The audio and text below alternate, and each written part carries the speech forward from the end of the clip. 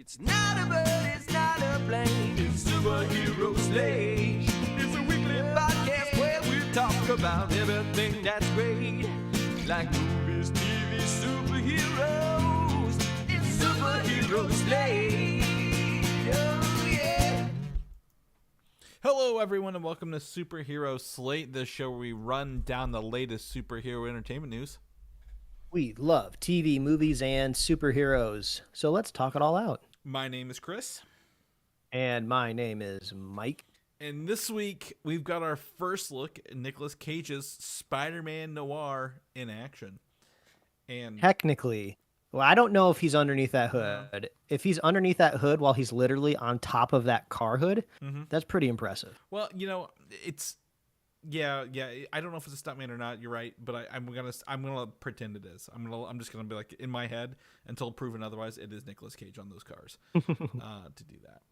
Marvel removes Blade from its calendar, Mike, and some other new dates. We've got some shifts around, and that gave me an awesome opportunity to go update our upcoming releases page. So if anyone wants to check it out, we'll talk about that later. James Gunn debunks a laughable AI trailer and more. Mike just previewed it again right before we started. So it's Yeah, I forgot. It was so bad I forgot I watched it a couple days ago. So I'm glad there wasn't more. I was like, oh my God, did they make like a full 2-minute trailer? Yeah. Of course, there's not enough GPU power to render that much garbage for that. I tell you what, it looked better than the mustacheless Henry Cavill from the first Justice League. So Well, I know we're gonna talk about it towards the end of the show, but there is a shot that's just that is just a shot from Man of Steel that it looks like they kind of lowered the opacity a little bit on David Cornsworth's Cornsworth. Yeah. What's his name? I haven't learned his last name. David Cornbread. But yeah, that was a pretty bad shot. But I suppose that could be a compliment towards Zack Snyder in a way of, even though I've pretty much loathe his filmmaking catalog, he does know how to make iconic shots to where I can go, that is 100% Henry Cavill from Man of Steel. I remember that frame wholeheartedly. So I wonder. Good job. And we will talk about it later, but I want to put a pin on what snap filter were they using to make this trailer? Over just were they filming the original thing and all right, we're just gonna Snapchat, or I guess TikTok has face filters too, right? Either one, just to do that. Man, it's wild. If we're just gonna pepper the top of the show with a conversation, Adobe Max was this week or last week, or it was last week, relatively recent. Yeah. And I've never been, but apparently there's this part of the show called Sneaks or something like that, and it's a panel where developers and programmers come out on stage and they demo tools that they've been working on at Adobe. And I guess it's kind of fun and it's laid back, and there's always a chance that the new tool could crash. And if that happens, the crowd cheers and everything. So it's kind of just a fun, beta experimental stuff. They showed off some crazy, crazy things. I use Adobe Illustrator a lot in my line of work. And that's basically vector, mostly flat 2D objects is the overwhelming things that get made in that software. But there was a guy at Adobe that's working on this slider that will take a 2D object and rotate it in 3D, kind of like if you've ever looked in an art book for animation and you have a character turnaround, so you see a character at different perspectives, so they know how to draw them from any angle. And it was this 2D clip art of a dragon, and then he was moving the slider, and then there was I'm assuming it was AI was interpreting what this 2D graphic would look like at different angles, and it was pretty crazy. I mean, there was some little bugs in it because they're still working it out, but I guess it's this AI wave in our future. And I feel like I overuse the term double-edged sword, but man, if I don't see life and pros and cons all the time, but at least it's nice to see cool things that AI can do. And then obviously at the end of the show, we'll talk about ugly, gross things that it can do. Yeah, absolutely. I was talking with my wife actually at lunch today. We were as I had to tell Mike, my phone screen cracked when it slid right out of my lap into my driveway. And when you're at the Apple store, boy, do you get to see some fun stuff, right? Some very expensive stuff. But they are just employees. They don't care about the new AI stuff. They're like, if it's not out on your phone, we don't get to test it till it's out, just like the regular people. I'm like, it's fine. But I was just discussing, like, my wife's a teacher and how she could possibly use AI to help with like some of her like lesson plans, like updating lesson plans they've been using for a long time, right? Like, how can you ask it to look at a different way and maybe get some ideas, and hopefully we get to play around with that a little bit more here around the house. But I'm jealous of people who have Adobe subscriptions. I would never buy one because I don't see a weekly use for Adobe. But like every once a month, like I really wish I had like Firefly access or something cool. I desperately wish that they would let me just get 2 software subscriptions. I just want Photoshop and I just want Illustrator. But they're either just like, you can pick one for like, I think it's like maybe $15 a month, or 2 is like $50 a month. And then for the whole creative suite, it's like a couple dollars more. So they just really trying to push you into that like full suite of things. So it's frustrating. Well, I want to talk about technology real fast, and because we were coming up on 500 episodes, Mike, in our 10-year anniversary, within a month or so of each other.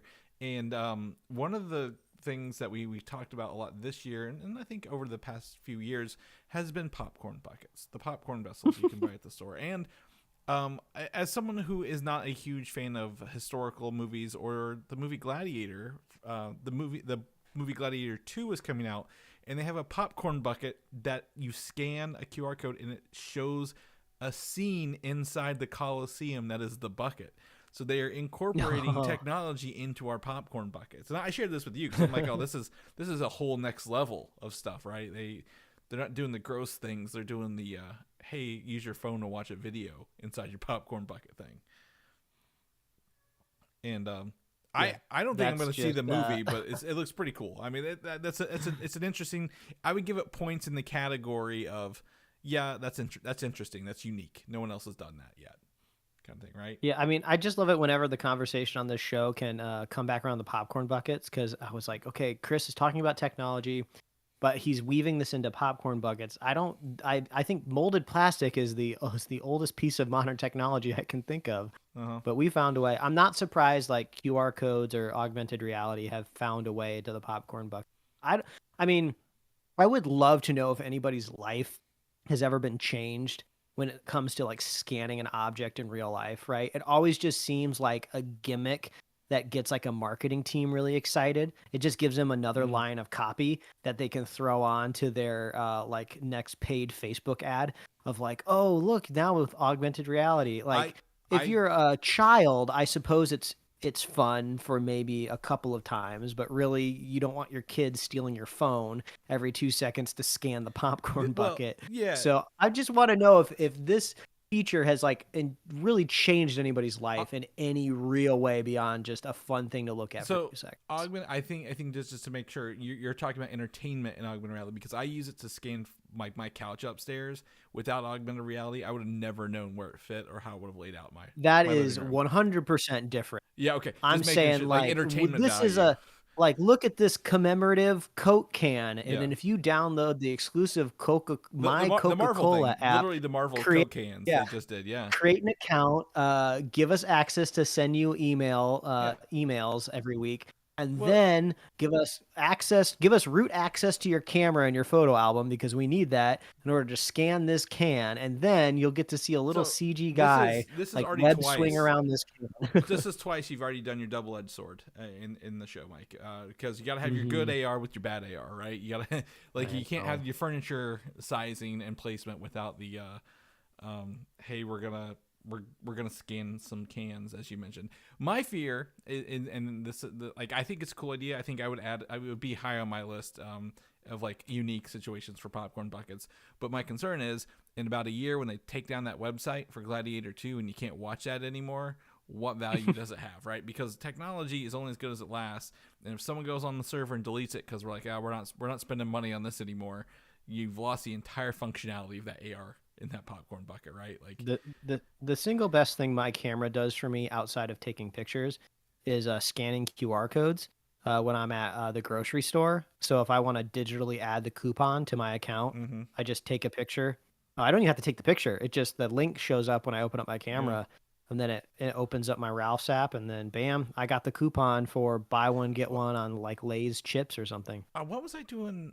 Something the other day. I don't know if it was yesterday or a couple days ago, where I took a hold my camera up, and I was able to highlight text on something and then copy that into my thing, because the iPhone camera and probably Android, I just don't have one to test, does the OCR, right? It reads the text in your photo now, so you can actually like highlight text in a photo kind of thing. Oh yeah, I've done that. I've actually done that before in a real way where I needed to, I don't remember the scenario, but like I don't want to type this long character out, and then I took a picture of it, and then I copy and pasted it from the picture, and then pasted it into the form on my phone. I was like, oh, this is great. I knew what it was. I was playing an original Xbox game, Mech Assault. I don't know if you ever got your hands on Mech Assault back in the day. It's a mech game. You'd saw, you're like, yeah, I get that. But it was the menus were all in French for some reason, and I'm like, where do I go to change this? Well, you could pull up my phone, highlight the text, and translate live while I was doing it, so I could figure out how to get through the menus, because I'm like, I don't know what any of this is. I'm very lost, and I thought that was a practical assessment, right? Language translation, if you need to along the way. Yeah, that's fun. That's fun stuff, Mike. That's good start. Good start to the show. Speaking of fun, look, I'm gonna be honest. As I say, ironically, look, I went and saw Venom 3 this weekend, the last stand. I saw it Thursday, opening night, in theaters. It's now out in theaters, and I will tell you right now, I didn't find it out until after last week's show. It has 2 post-credit sequences. There are 2.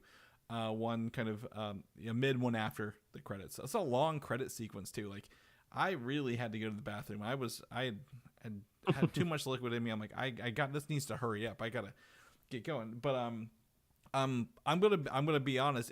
Again, the Venom movies are at most mid, but I had a lot of fun with Venom: The Last Stand watching this, and I will tell you, there's a benefit this movie has, Mike, going into this. We don't have to build up the relationship of Eddie Brock and Venom anymore. And that was great because they're already bonded together. They already know what's going on. They got their personality quirks out of the way, and they can just get right into the movie and the action stuff. Because the first one, you have to build them up, right? They have to get the team. The second one, in Let There Be Carnage, they split up for a while. There's like that weird scene where Venom's like taking over people and doing all the dancing, like on the nightclubs, right? And you're like, oh, they're having relationship problems. Well, this one, there's no relationship problems. They've worked it all out. And I love that fact, because you're like, okay, they can just do Venom stuff, and they don't have to worry about, like, oh, my God, this is awful kind of thing. And I got to say, I really enjoyed that. And the movie just kicks off and goes. It picks up from the end of Spider-Man No Way Home, where he is in technically the MCU and then gets warped back into his universe, if you will. So it does pick up right from that post-credit scene from there, and goes into this movie that just is it's not unrelentless, but it just goes. There's action, there's aliens, the xenophages, the big aliens that we saw hunting them down in the trailer. They essentially are kind of like a wood chipper.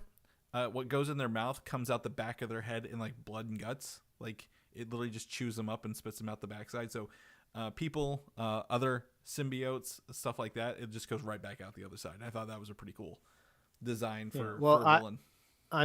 I'm using one of our kind of newer favorite tools that we like to pull up on the show occasionally, which is the movie comparison tool for the numbers.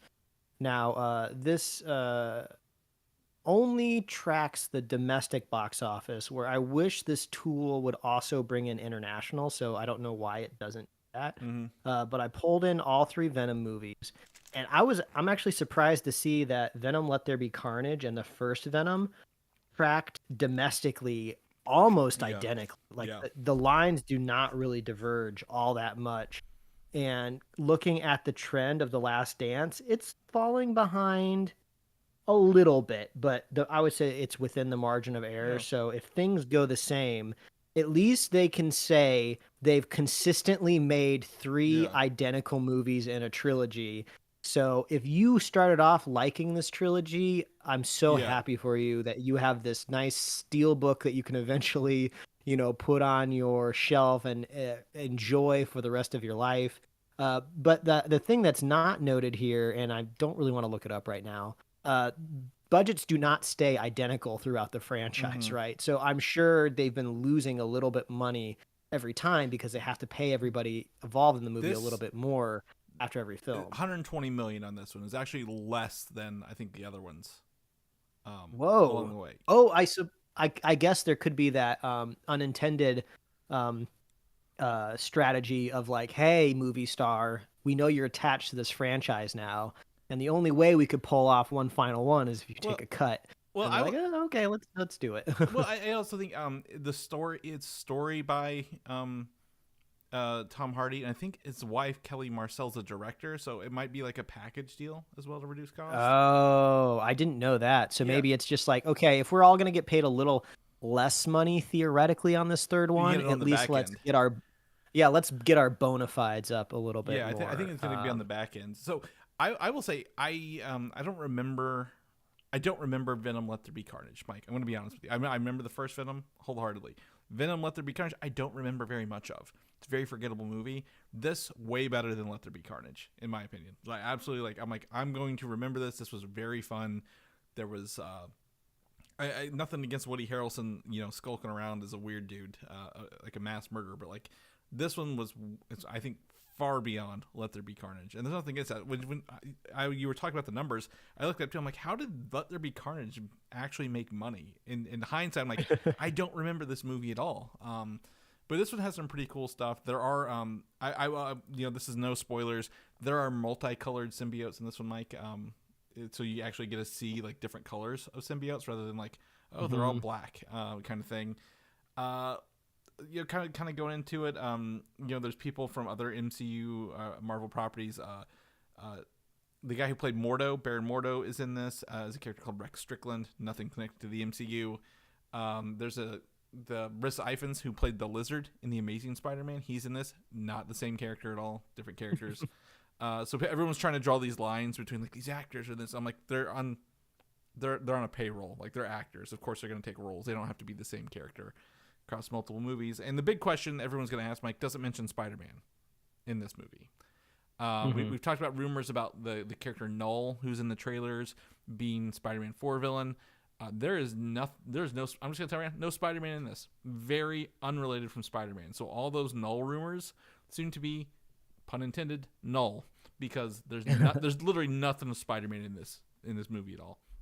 So that's very, very disconnected. Null in a void, if you will, because I think he's kind of trapped in a void. Yeah, he's on the planet Clintar, the home planet of the symbiotes. They give him he's at the intro, and they kind of like, the only way he can get free is if he gets a codex. And I don't know if you've ever seen like recently in Marvel, there's like a big spiral symbol on like Carnage and some of the symbiotes. That sounds familiar. Yeah, that's a codex symbol, so they lean into that, the comic booky parts of that a little bit. Is it a perfect movie? No, there's some weird stuff in here. There's one of the characters she was struck by lightning on the beach when she was a kid, and she was holding her brother's hand and it killed him.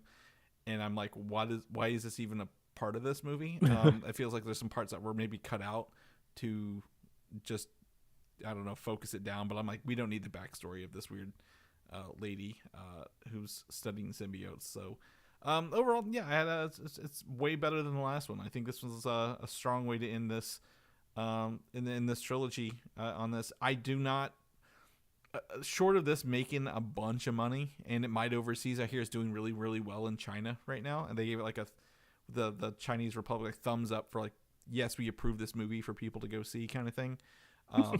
Which is weird, but I guess that's how they do it over there. I could see them getting a fourth movie, if you will, but like, if they don't, this ends pretty well, if you will, for how it ends. I would like to see Tom Hardy get off a plane in China. Mm-hmm. Like, it feels like he would have a very warm reception. I don't know if the Chinese are loving him or they just love the black goo monsters.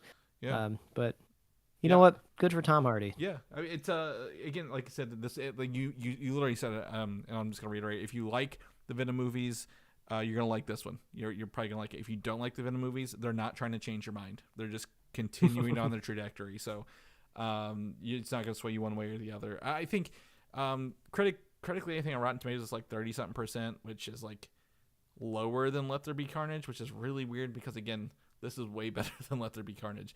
But it's not like, oh, we're shooting for the moon here. Comparable recent superhero movie, I guess comic book movie, Joker 2. Love this way more than Joker 2. Had a way better time watching this than Joker 2. So yeah, if anyone has any questions on it or hasn't seen it, let me know. I'll be happy to talk about it with you. But let's shift gears. Sony is still out there. They're doing Spider-Man stuff. They don't want to give it up, Mike. They want to hold on to it. And one of the things that we've been talking about the past couple of weeks is the live-action Spider-Man Noir show that is coming to Amazon, starring Nicolas Cage as an older, I guess, detective, the version of Spider-Man Noir that he voiced in Across the Spider-Verse. And we got our first photo showing the Spider Noir suit. And I have to give it to Amazon/Sony on this. That looks like the comic book suit, Mike. Like, they really kind of pulled it off the page. Yeah, really. I mean, to be honest, at least I, for one, have been like dogging this show. Like, why does it exist? This is stupid. We don't need this. Sony, we need to take the keys back from you when it comes to Spider-Man.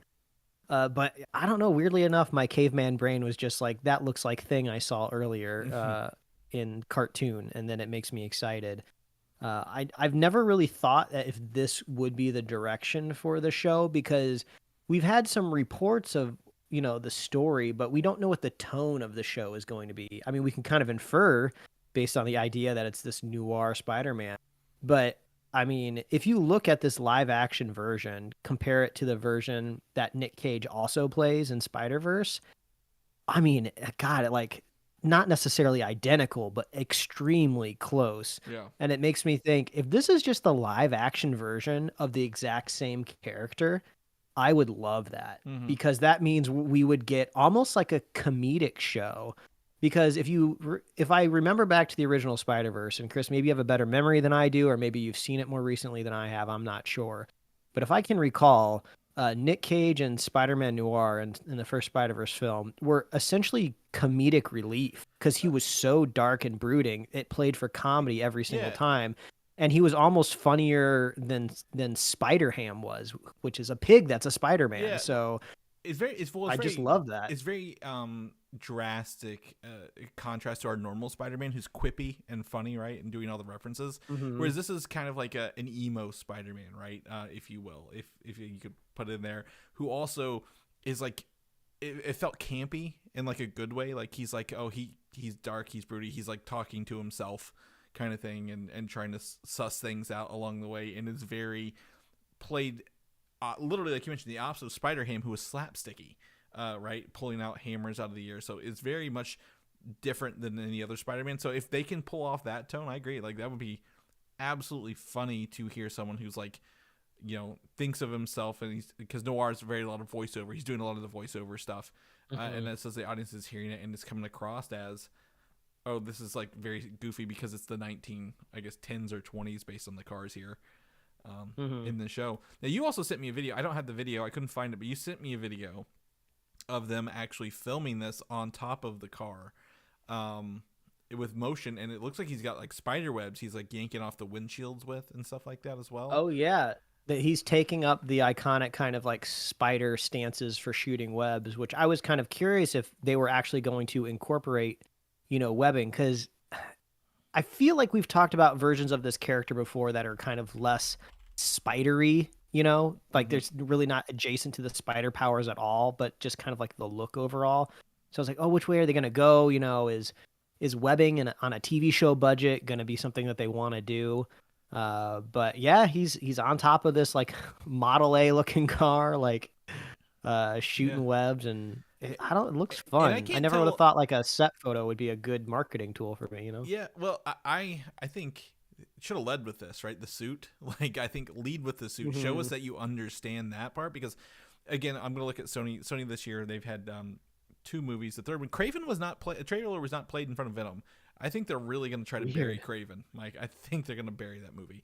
But like Madam Web, absolutely awful suits. Like, they had a couple of scenes of it, but like they didn't really play into them very well, right? Remember, it's like, oh, it's the post-credit scene and like a partial vision of them in the suit. So I think that's bad. Venom, 3. Obviously, Venom suits, the symbiotes, very iconic. They were able to nail that. And then, Kraven, they got the suits. So I think if they lead with the suits, kind of like Kraven, they would have more people on board earlier. But like just showing Nicolas Cage fall down some steps or what it was in the first set photos, I'm like, that's not very, very interesting either. Right? So I agree with you. Now, correct me if I'm wrong. In the video, it gives them the illusion that they're driving, but I don't think they're actually driving, right? It looks like the car was bouncing up and down in place. Or do you think it was actually moving? It was kind of hard to tell. I felt like there was enough motion there to be like, oh, there's probably a stuntman under that. And I honestly, I think that's par for the course. I don't think there's anything like unique going on here. I Googled it. I did a Google. Nick Cage is like 60 years old. Mm-hmm. If they want to throw him on top of a car, I'm sure the insurance liability rate goes up a little bit higher. Yeah. And my guess is there also could be some flashbacks when he was a younger Spider-Man Noir, so it could be a different actor under there. That's a possibility. But big win for visibility. Doesn't mean the show's going to be good at all, but this is a positive view, as Mike's caveman brain would say, for the show. On the third Spider-Man note today, we are all over on the Spider-Man news this week. This is actual news. Spider-Man 4 is officially releasing July 26th, 2026, with Destin Daniel Cretton confirmed to be the director as well. We kind of had that confirmation for a while, but this is straight from the old spider's mouth, if you will. So I'm doing this live in real time so people know how useful this tool is. I'm looking at our upcoming release calendar on our website, which is just a super, super nice text-based list. No pop-up ads, no nothing. We're just kind of giving you the tools that we like to use as well. So next year we have because I saw this the other day and I was kind of surprised how quickly it was coming. So we have Captain America, New World Order, or Brave New World, however you want to categorize that. That was supposed to come out. That was supposed to be out already, which essentially means we're getting 3 Marvel movies next year. We're getting Cap, we're getting Thunderbolts, and then we're getting Fantastic Four. All of those movies, it feels like we're speed running because the very next Star Wars, not Star Wars, the very next Marvel movie, I believe, is supposed to be Avengers Doomsday on the calendar. There's one more untitled Marvel movie for February of 2026 before that that they've not done yet. Like, that makes me wonder what it's supposed to be, because I'm looking at the calendar. Do we think this Spider-Man movie, I guess it's coming out post Doomsday, so if this is kind of leaning into that idea of could the next Spider-Man movie be like his own like Manhattan Battle World type situation, that theory could be holding a little bit more water now that Doomsday is coming out. I feel like I've distanced myself so much from the MCU calendar because it's been so tumultuous. They've announced so many things have been canceled. We're going to be talking about other like things that could be canceled here in our next topic. So it just really makes me wonder. They have an Avengers movie coming up soon. Like, that hasn't happened in so long.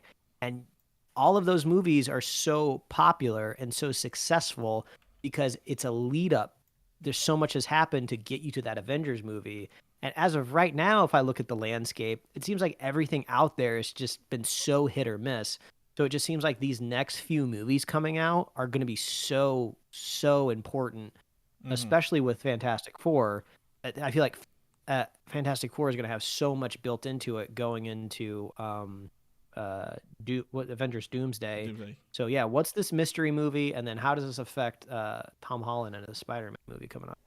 So I actually updated that. I actually had forgotten to click save last time we did that. So it is now officially the Spider-Man movie. It was actually an untitled Marvel movie until like 2 days later. Then it was officially Spider-Man 4. Tom Holland also shared that, so he's coming back, as we've kind of guessed as well. Again, we have no story beats, as Mike said. Like, literally, we don't know if it's a multiversal. It does not seem, after watching Venom: Last Stand, that Null is the villain. It does not feel right now that it's a Venom Spider-Man team-up movie, Mike. Despite the rumors that were going around, a couple weeks ago, I think, 2 weeks ago. So there's going to be some very, very disappointed scoopers out there who are going to get their credibility knocked down based on that kind of stuff.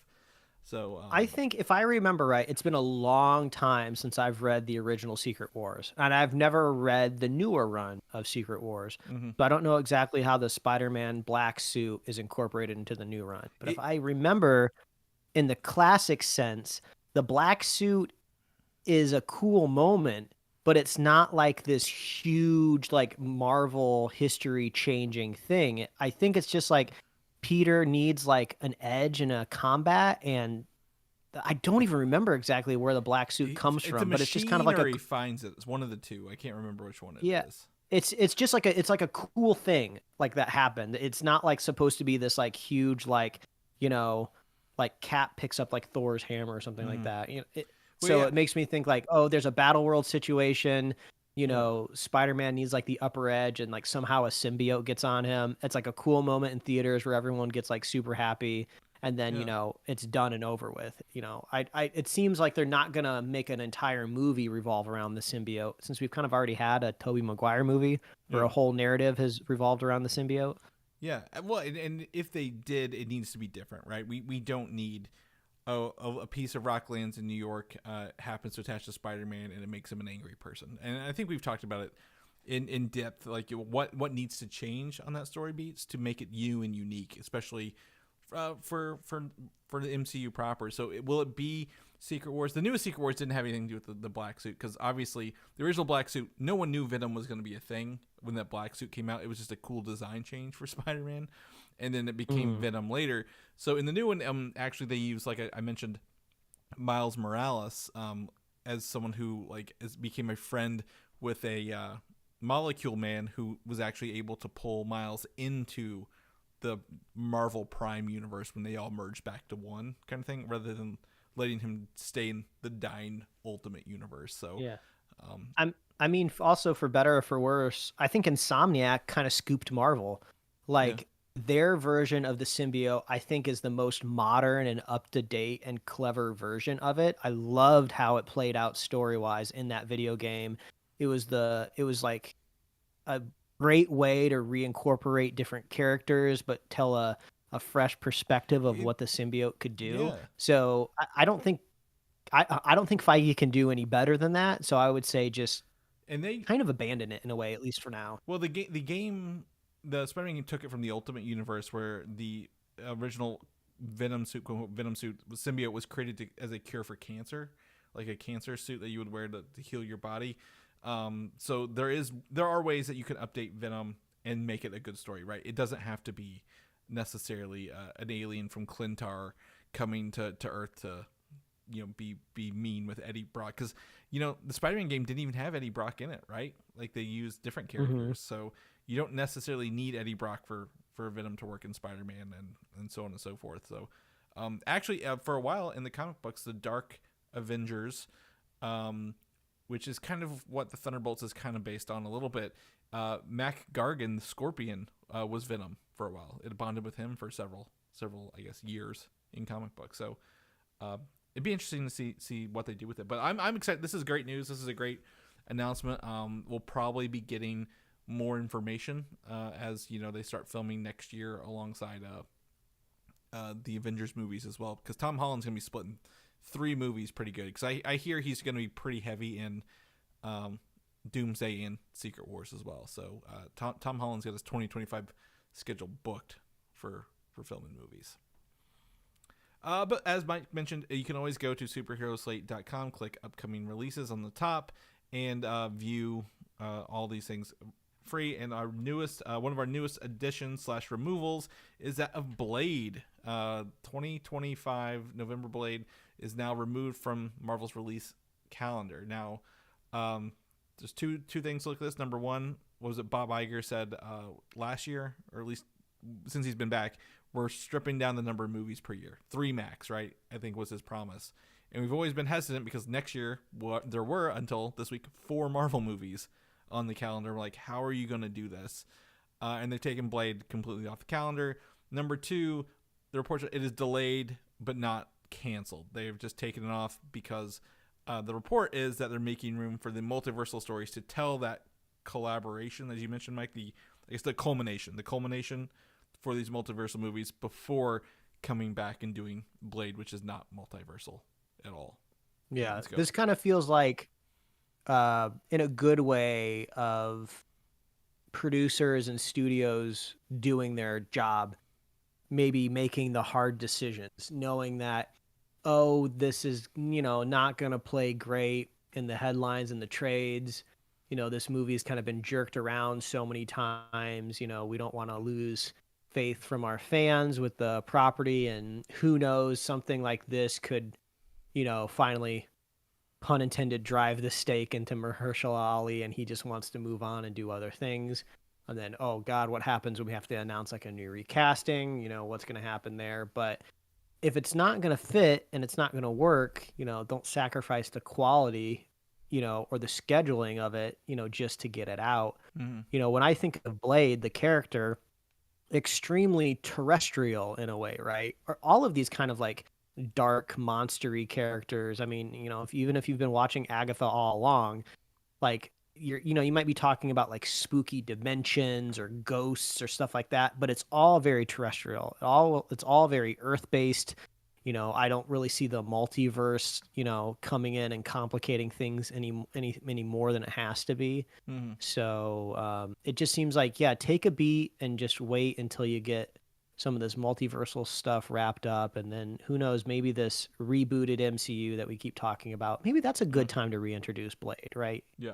Back when we're grounded again. Yeah, I think if you tried to do, like, go from Fantastic Four to Blade to Doomsday, because we don't know what that February movie is yet, that's a big, and you just don't do anything with them, like, that's a big miss, right? Like, kind of thing. You're like, well, what are you going to do with Blade? Oh, he's not in the next 2 big Avengers movies. Why did you even put him out in that spot if he's not going to make anything? And I feel right now, again, just like Shang-Chi, right? He was the second movie of Phase 4, and I'm like, where's his next movie? Like, we need to get him out here quicker.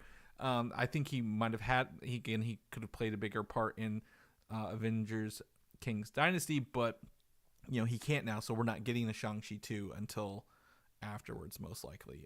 I would love for them all to, this to be a big win, like you mentioned, and be good news. But it sucks to have something taken off. And after the nod and wink at the camera that there's only one Blade during Deadpool and Wolverine earlier this year, so it just feels like it's always getting pushed back. And this feels like there's one movie every phase that does that, right? Like, remember when Inhumans was announced by Marvel for like Phase 3, and they were like, no, we're taking it off, Marvel TV gets it, kind of thing. So what?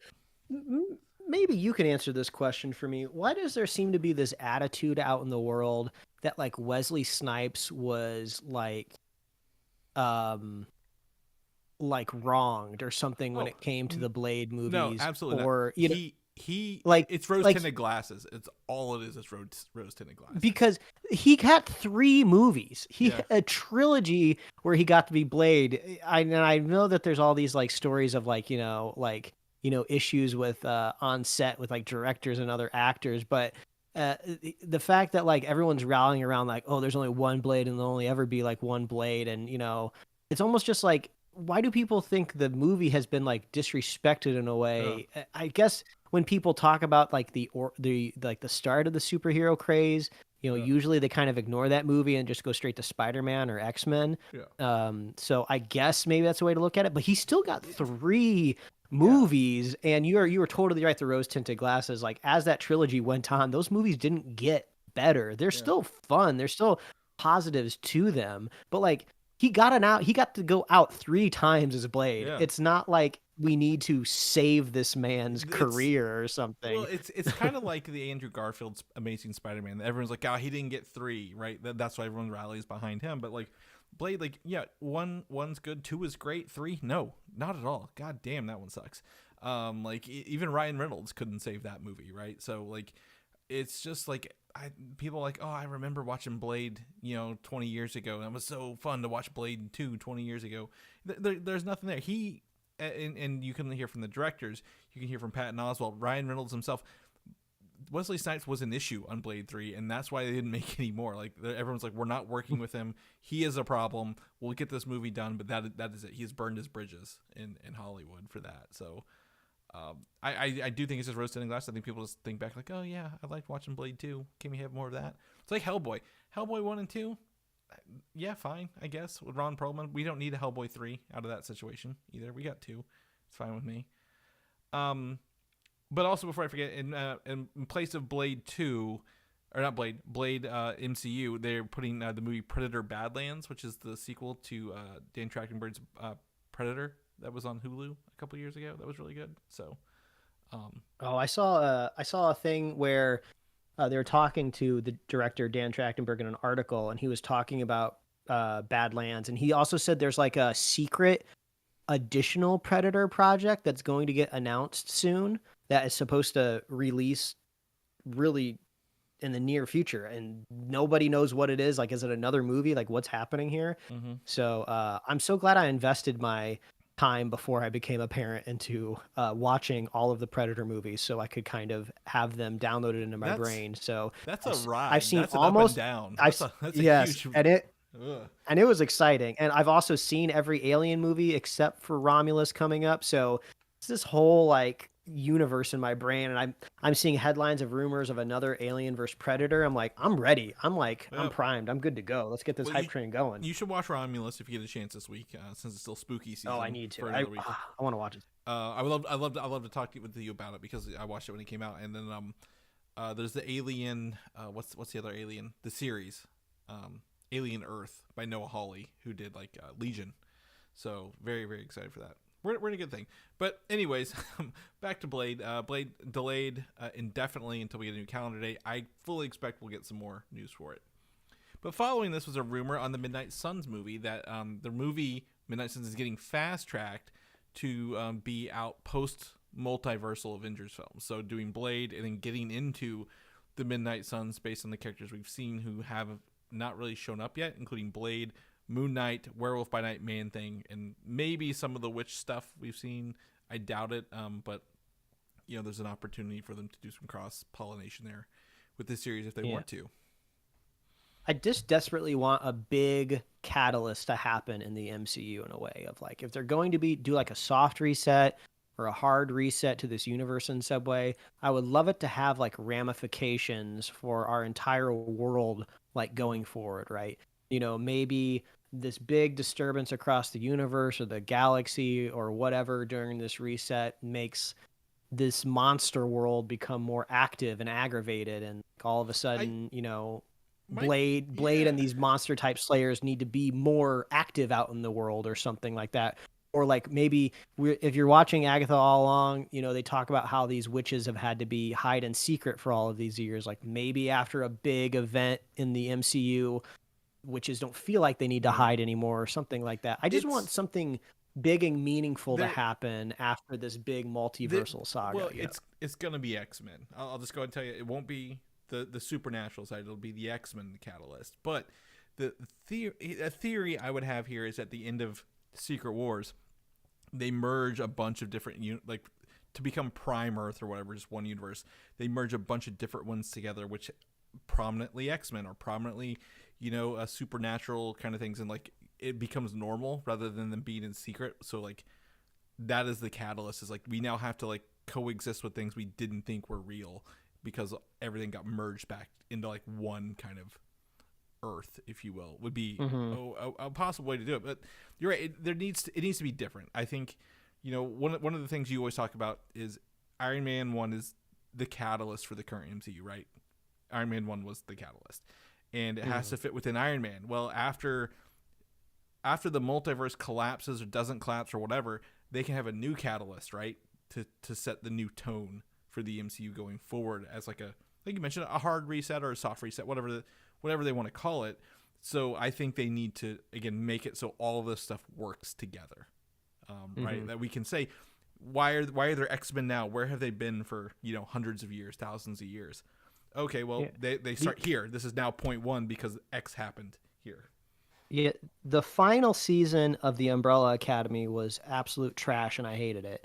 But there was a storyline that had promise in it, where when they were transitioning to the final season of Umbrella Academy, it was all about kind of how these different timelines had like vanished, but people in this current universe could somehow kind of remember them, and they would find artifacts for things that happened in the past that didn't actually happen in their timeline. So I think that would be kind of like a cool dramatic thing to put into the new version of the MCU, where if all of these timelines collapse and fall onto each other and everybody wakes up one morning and nobody really remembers anything ever being different, it would be kind of fun if maybe just some characters left over from Battleworld remember what life used to be like. And I think now that I'm explaining this, I think they did something kind of similar in the Arrowverse when they did one of their millions of crossover events where something happened where, like, you know, the normal like background characters that are merged, buying didn't coffee don't know any different, but like, you know, Supergirl, like whose universe merged with Arrowverse, Yeah. like remembers what it used to be like. So Yeah. I think there could be something fun like that. Yeah, and if you and I recommend for anyone who hasn't, please read Secret Wars 2015. It does a lot of that. I think it would help people like, oh, this would be a great direction to go with that. But Midnight Suns, based on the game recently, based on all the stuff we've kind of seen, you know, just a different part of Marvel. You know, the supernatural, if you will, would be really fun to go into. So hopefully they can get Blade up and running, and then into Midnight Suns, pretty quickly and do that. Before I forget, the Marvel Studios, other than removing Blade, they added three new movies for 2028. February 18th, 2028, May 5th, 2028, and November 10th, 2028. My theory, I didn't put it down. I'm actually going to put it down. Actually, Mike, is one of these is the X-Men movie. I don't think we're going to get X-Men before 2027, which is when the second Avengers comes out. So maybe they kick off the new Marvel with X-Men right off the bat. Yeah, that would be a good tone setting thing of mutants affect the whole world on a scale. Mm-hmm. And maybe that's a strong narrative to start off. Yeah. I also put Blade or Midnight Suns because we've been talking about it. Would love to get back to Shang-Chi too, as I mentioned earlier in the episode. And we don't have any word on Doctor Strange 3. I would love for that February 2026 movie to be Doctor Strange 3 that incites the Doomsday and the Secret Wars stuff. But if not, I think throw Cumberbatch a bone and put him in 2028. Any thoughts? Any movies in here that you would want to see that I've not listed in these quick? I just every time we talk about Shang-Chi, I just think Simu is very active on Threads, and Threads secretly knows that he is Shang-Chi, so they always put Shang-Chi stuff in his algorithm, which means he's always like replying to people and their thoughts on his movies, which can be really funny sometimes. Of like somebody will like dog his franchise and he'll just comment and be like, "Hey, it's not for everybody," and then you're like, "Whoa, I can't believe you responded to me. Oh, I actually like you now." Yeah. But Is that the James Gunn approach? often, yeah, but often he's like he's just usually reminding people like, "Oh, don't worry, a third one's coming, I promise," you know. So Yeah. he's confident that there's going to be more Simu. Well, second one at least. He's gonna get to 2 before he gets to 3. But yeah. Yeah. I don't know what else. I don't know what else I'd throw in here. You know, we talked around the idea of a Thor 5 redeeming like Love and Thunder, right? With a Thor 5 being in the works. They might give Sam Wilson another Cap movie, right?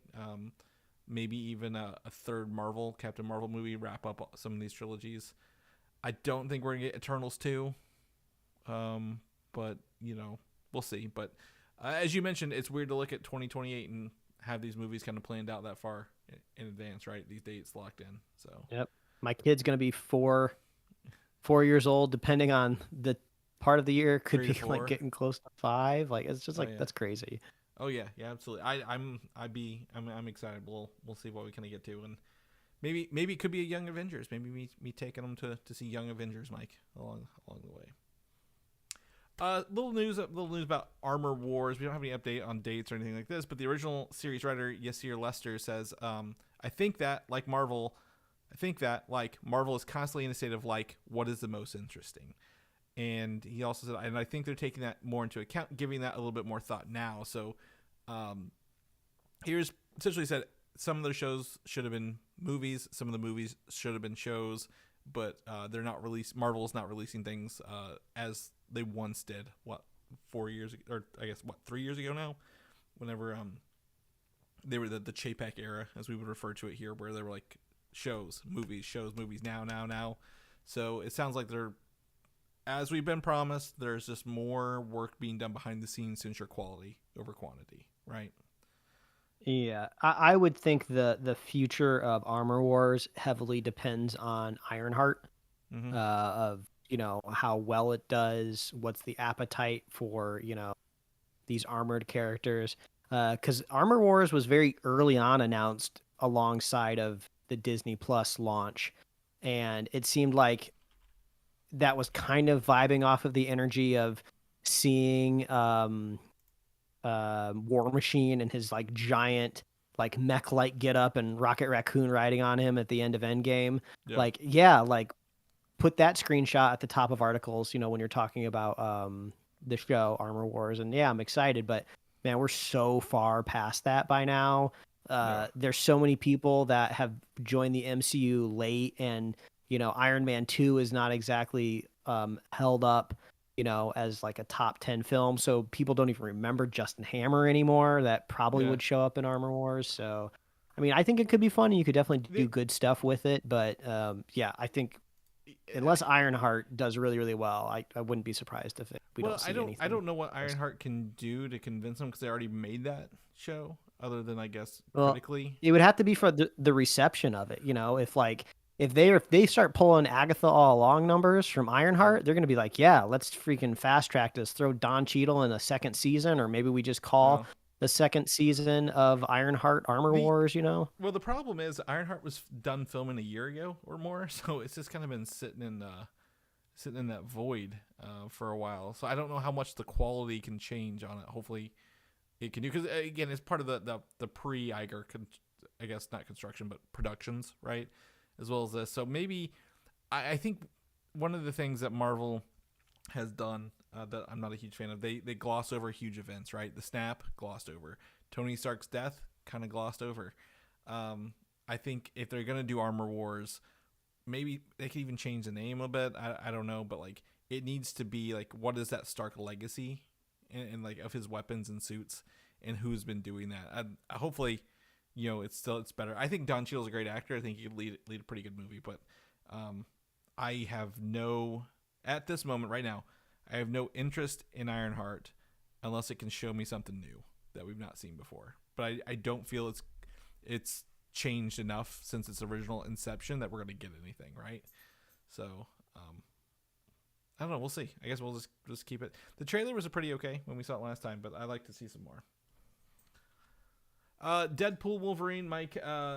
I just got my copy at home this week, so for people who want to get it, you can get it at home. But Ryan Reynolds shared a photo this week of himself in his Deadpool suit with Leslie Uggams, who played Blind Owl, in their apartment with Christmas decorations and obviously the Wolverine popcorn bucket sitting in the back. Now, as people may remember, Deadpool 2 had Once Upon a Deadpool, which was the PG-13 version, featured Fred Savage scenes that they went back and filmed extra stuff for. This seems to be more, maybe, are they getting ready for like an Oscar season or the Academy Award season nomination that they've been talking about? Like they may be doing something fun for that, for your consideration. Maybe they could possibly be cutting a promo for promoting the release on Disney Plus, because I think it's supposed to be hitting Disney Plus. Well, at least like November or December seems like. Yeah, we talked about whenever the original season, I guess Disney Plus dropped, November of 2020 or 21. Yeah, so the holiday decorations are kind of syncing up with that. So maybe that's what this is. Be a big push to get people to subscribe to Disney Plus during the holidays, so you can catch Deadpool and Wolverine. Yeah, so it sounds like they're filming some more stuff. Definitely not out of the suit for good, that's for sure, right? He's out there having a good time. I'm excited. It's always fun to see what Ryan Reynolds brings to the table. And I'm excited to watch. I haven't got a chance to rewatch the movie this week with everything going on, but I do plan this coming week to sit down and to rewatch some Deadpool and Wolverine now that I have it. Two other things real fast in the realm of physical releases, which I don't think we'll be talking about much longer in the next few years, Mike, but I'll grab them while I can. Loki Season 2 and Hawkeye are both getting Steelbook home releases. I've included the images here. I like the steelbook designs they've done for the shows. Loki season 2 comes with some deleted and extended scenes and like bonus features, like 2 deleted scenes / extended scenes. Nothing much. It's kind of disappointing overall. But I will say that on the flip side, Hawkeye on its steelbook is getting like I guess close to 15 deleted scenes from its show as well. So I'm like, okay, that's got some content in there that's behind the scenes. I could not tell if you get to see Rogers the musical in its full effect though. That would be amazing because the actual musical itself had a very short run out here at Disney California Adventure. So if there was a way that you could, legally obtain a recording of it, now this is just all speculation. That's how you move a Hawkeye DVD. Is you put Rogers the musical on it for sure. But this just reminds me that we reported months back, that Disney had sold off its physical kind of media distribution to a third party. So Sony. That's probably the main reason that we're kind of seeing these things put out, because they're just looking at a spreadsheet and running numbers of just like, oh yeah, we can afford to produce these steel books for, I don't want to call them small, but they're not movies. These are just Disney Plus titles that most people buying them will have already seen them. So these are like strictly just like almost memorabilia purchases. Yeah, collectibles in a way for people to pan out their collections or, maybe smaller percentage like gift to friends maybe that don't have Disney Plus, which I gotta imagine that's a very small. It's cheaper to buy a Disney Plus card than to buy these things. I'll tell you that right now. Just give them a digital card. So I would say like, hey, if the business model works for them, I'm happy for them. Well, like we don't often get a lot of physical things when it comes to streaming these days. One of the other things is even if these were made, I think these were made before, because there's already been 4 series that have got the steelbook things before they sold off this stuff. So this is I think 5 and 6, and they're obviously not going in any order because Loki season 2 was recently Hawkeye's beforehand. We had Echo and some other stuff, She-Hulk, Miss Marvel in there that have not gotten home treatments yet, but. This is some extra money for those streaming services that are like, hey, people are probably not revisiting these shows. Can we resell them and recoup some cost on them, right? A little extra cash on top for the people who did it. I'm excited. The ones I talked about, Moon Knight we have a Moon Knight. There were some other ones I wrote down a list. I'm like, I'm missing Echo, She-Hulk, Miss Marvel, and Secret Invasion. Those are the 4 that do not have it. The holiday special, Guardians holiday special, Werewolf by Night do not have home releases, and then the animated shows did not. I was really surprised they wouldn't try to release X-Men 97 after the popularity, right? Like try to get that at home. Maybe soon. That would be great. I know that there's a I can't remember. I was in a Barnes and Noble, and I saw that there was an X-Men the animated series art book, but I can't recall off the top of my head if that was for the original series or the new series. Was it the big long ones, the wide ones? Those usually the dimension. But that would be sick. So, I love art. Yeah, I love art. I always buy them, and then when they show up in the mail, I look through them like for 10 minutes. I go, oh man, this is so cool. I can't wait to open this back up and look at the stuff later. And I literally never open them up again.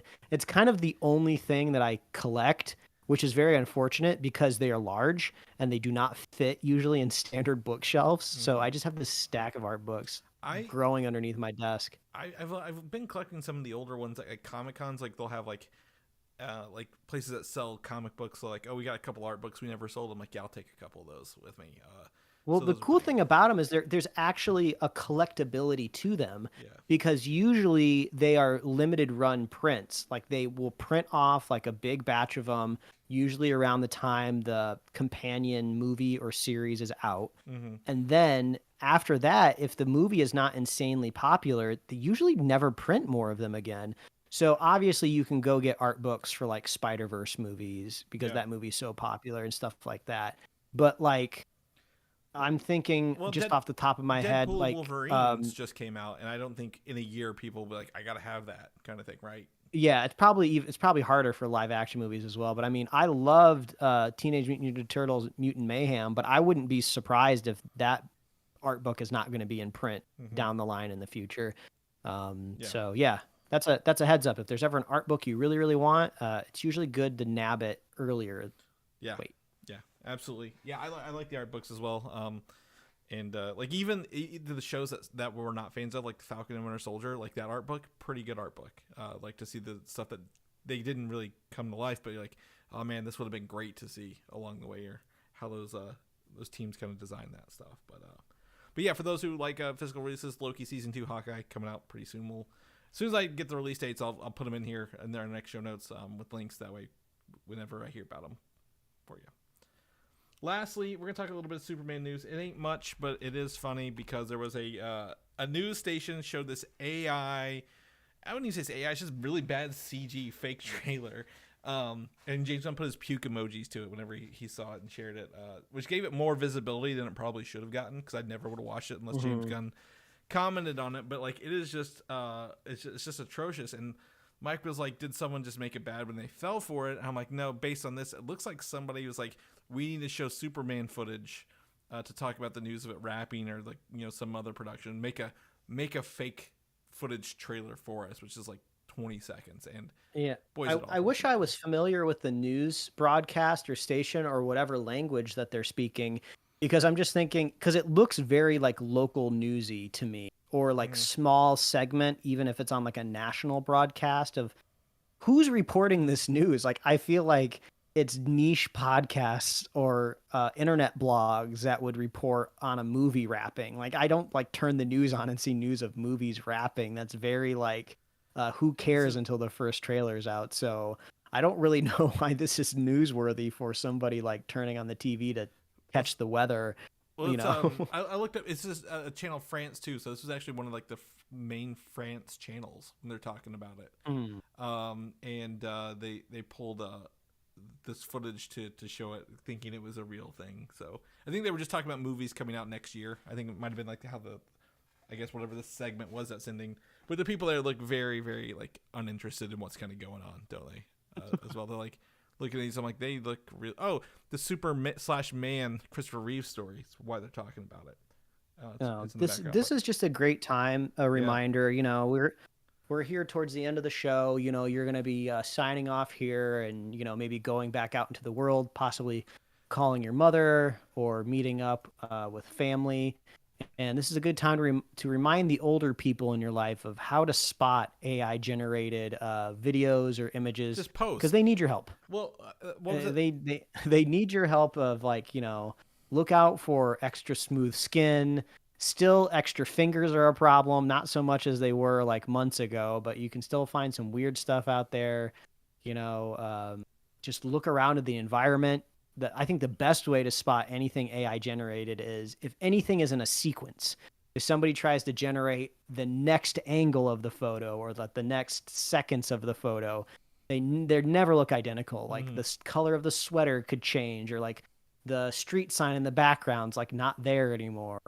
But these are things that you need to let the older people in your life know about. And well, it is true. So Mike and I have been sharing really, really bad takes on the Thunderbolts lately.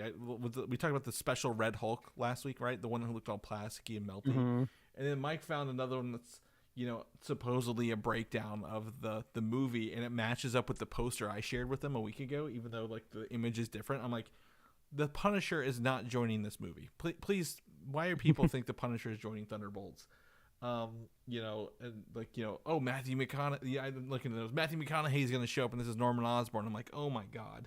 Like, what is happening out here for people to just share this stuff? Like, and who's falling? Yeah, it's like we already have a Thunderbolts trailer out in the world now. We have an official poster as well. I feel like you should the news and rumors that are floating around should just be solidifying a lot more. And they should start to resemble more of what we're seeing in the trailer, or more of what we're seeing like on the posters. And I'm just seeing so many like outlandish things of just like, okay, maybe if this would have been like 4 or 5 months ago, these rumors maybe could hold a little bit more weight. But I feel like I don't know what rule we want to call it. Do we want to maybe put a line in the sand, Chris, and maybe call it the Superhero Slate, like logarithm or logic to it, where there's like a disparity between rumors and fact Oh, of yeah. like cut everything by like 40, 50, 60%, and like the Yeah. percentage changes as you get closer to the release We- of what could be plausible. We have, for a very long time on this show, taken ourselves at least providing the best, most accurate information we can, not presenting the what ifs or not what ifs, but like, oh, this is like, we're not sharing these really really bad articles, right? At the end of the day, like literally, what I'm stuck on it because Norman Osborn, played by Matthew McConaughey, we would know Matthew McConaughey was in this movie, right? Before it showed up, like, not really a secret, but also we also know that Norman Osborn is not in the MCU based on Spider-Man No Way Home. So sometimes this just feels like either someone with a wish, this is my wish list for what would happen in a Marvel movie, went to an AI or something else. But yeah, we got to figure out some way to like help people. Like, yeah, this has never been announced. Like, it's not even been announced. Like, some people are like, oh, there's this new Marvel movie coming out for a character, and it's coming out next month. I'm like, no, it's not.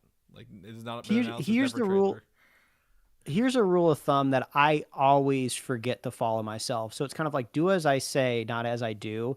Whereas I always latch onto the more sensational rumors of like cameos and like these big things that could happen in the movie when it's almost always what happens in MCU movies, which this is how it should happen because they're narratives, they're stories. It always loops back around to what is the story the movie's trying to tell. Like, does Red Hulk need to be in this movie, or is this movie actually surprisingly going to be more about the characters on the poster? Yeah. Right? I always forget that, like, at the end of the day, they're making a movie and they're trying to follow a script, and the characters have to have arcs, and it has to be satisfying at the end. We've gone on a journey with these people, and yeah, it's like you're not going to get Punisher, Norman Osborn, Red Hulk. That's like so many extra things that throw at this movie, and I always Ghost Rider showing up, guys. Don't worry about that. We got Ghost Rider. Yeah, I just always forget that's just like, oh yeah, we are just trying to tell a story, and more often than not, these movies are more insular than we always pretend that they're going to be. We're living within this small world that they're creating, and then we earn it once we get to Avengers, right? We get to those movies, and that's when the crazy stuff starts happening. And I feel like we've fallen into this trap where every movie has to be an Avengers movie in a way. Mm-hmm. So I do it too. I'm guilty, but yeah. If you ever kind of want to maybe read the tea leaves, read the tarot cards, if you will. Strip it back a bit. Yeah. Yes. If it sounds too good to be true, it probably is. That's how I'm going to look at that. Lastly here, for Superman, we have an upcoming leaked list of merchandise that includes some interesting things here. We're going to take it out here that there is Lex Luthor with a baby kaiju. I'm like, okay. Okay. I'm interested. Ultraman, which we had kind of previously guessed that was the guy in the big black suit who looked like Black Noir from The Boys, right? Who's actually like has old Superman in handcuffs, so we're going to see who he is. And then somewhere at the bottom it says DC Direct Collector Vinyl Figure Baby Joe. Who is Baby Joe? And why do I want to know who he is? I did a very cursory Google before we got to this topic, and is it like a baby? Is it a baby Superman? Am I totally off base and totally wrong here? I don't know what a Baby Joe is. I don't. Literally nobody knows. Like we can't figure out. Oh, Baby Joe is Joey Mason, Rex's son, Metamorpho. Oh. Apparently that's the newest update since I last put this in here. Metamorpho is the guy who has like multiple colors, so maybe it's his son who has the same maybe powers as him. I don't know. This is the nice thing about finally the DC universe being developed outside of just the big three, is I finally get to learn more about these comics that I never get around to reading. Mm-hmm. I've always leaned more into Marvel and their big events. But occasionally I'll pick up like a trade, from DC, like the, what was it, Superman, like the Red Sun, where like, what if Superman landed in Russia? Like, that's fun. I want to read. That's almost like a what if real, so I read that one, that's interesting. I've seen a lot of the Batman, big event arcs, but, I'm not diving into Metamorpho comics. I don't think I've ever read a Green Lantern comic. I only know the Justice League animated TV show, which, to be fair, I believe is like very faithful to comic book arcs and stories, and everyone loves that show. So it's not like I'm totally, out of my element here, but so it's does that just, it's kind of exciting knowing that there's a universe kind of getting kickstarted, and I can go to the movies and just like not know what's going to happen. Yeah. Like, oh, this is fun. I don't know these characters. And it's great that these characters already exist there. We don't have to go through origin stories for everybody again, right? I think you know who Hot Girl is and what she does, right? Mike, you don't have to know. You know what a Green Lantern does and their powers. We don't have to go in and see the Green Lantern origins. We probably will in the shows, like for the individual characters, but like Superman, we don't need to know why the Green Lanterns are there. I think it'll be an interesting take and a different way to do it, and I am down completely to just dive into these characters that already are grown and existed, and that'll be fun along the way. All right, Mike, that is the episode. It's a good episode this week. I had a good time. If people want to know more about what you're up to and what you're doing, where can they find you at? Yeah, you can read my web comics at pickledcomics.com, liferewardsrisk.com. Chris, if people want to catch up with you, where can I find you? You can find me on Instagram, Valdan87, VALDAN, or Video Game Systems of the same name. If people want to know more about our show, where they can get that upcoming show/series list or any of the links that we've talked about here in today's episode, where can they get all them goodies? Yes, that's superheroslate.com, superheroslate.com, superheroslate.com.